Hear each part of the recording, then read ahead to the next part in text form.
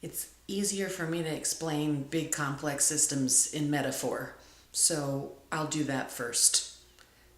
I imagine the planet and everyone on it has this sensation of being held underwater, almost like taking a balloon and pushing it underwater. And the things that do that in our societies can be anything from natural disaster to man made disaster to familial trauma. We all know what that sensation is of something pushing us underwater.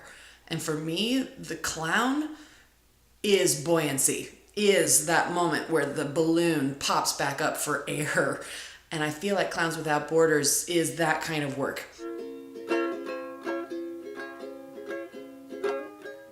My prized possession is my chin hair.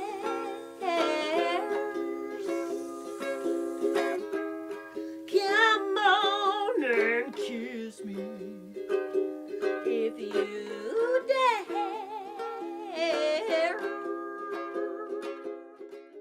The amount of destruction, like, I think most Americans have never seen anything like that.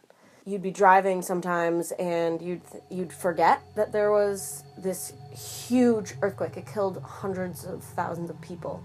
I remember all the time we'd be like eating out at a restaurant somewhere and you'd forget, and then you'd look up at the ceiling and there's just a crack that like cuts the entire ceiling and floor. Clowns Without Borders is part of the International Federation of 13 Clowns Without Borders chapters. So all around the world we offer laughter and levity through performance and workshop tours to children and families in refugee camps, conflict zones. We only go where we're invited. We only work with NGOs that want us to be there, that see the value of human resilience through laughter. And we get to go into these places and connect honestly and with availability with the population. And hopefully we do that quickly and through comedy.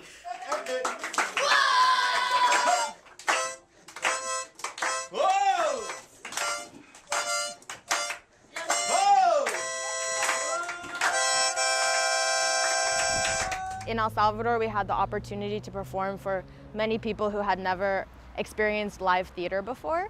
And their main association with performance was sporting events. So that was really cool. It was a great project.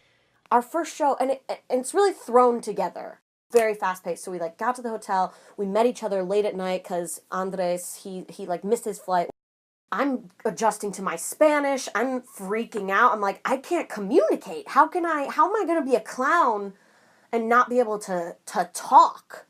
Which there's many ways I learned. Pieced together something very randomly, like on my ukulele and some physical stuff, and like taught clown yoga, and like with the little Spanish I had at that point was kind of trying to communicate in that way. Being able to experience our projects is a gift. That's the main feedback that we get back from anyone who volunteers onto one of the projects, is that it's deeply motivating because laughter can transform energy no matter the circumstances, but it can be hard to remember that if you don't get to see it ever. And we try to share that feeling with our supporters as much as possible through photos and videos when we can, and blogs from our artists. But to be able to really be there and share that community experience is very, very impactful. And it has changed and permeated everything that I do. And that's because I get to go to a place affected by crisis and see people who are resilient against things that I have never imagined before.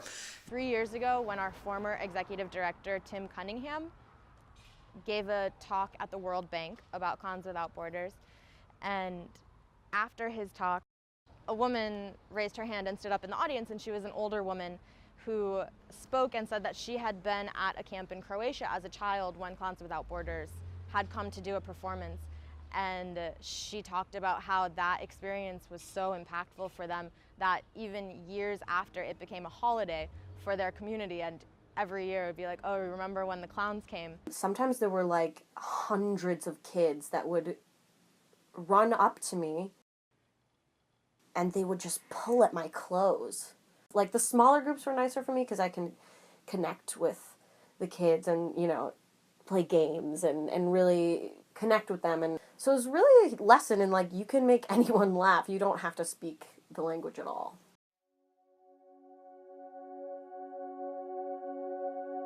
Clowns Without Borders' mission is to bring smiles and laughter to children living in crisis.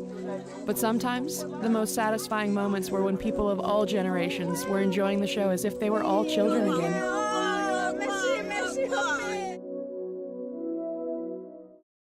But you can feel the moment where that balloon pops out from under the water, and it's almost like a collective breath happens. This like, oh, I forgot what it was to breathe air.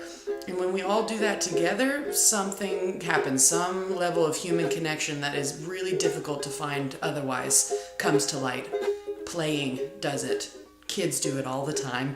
And being a clown and finding your way back into that playful place of being a child, to discover, to be curious, and to be available to play and connect with other people, that's Clowns Without Borders.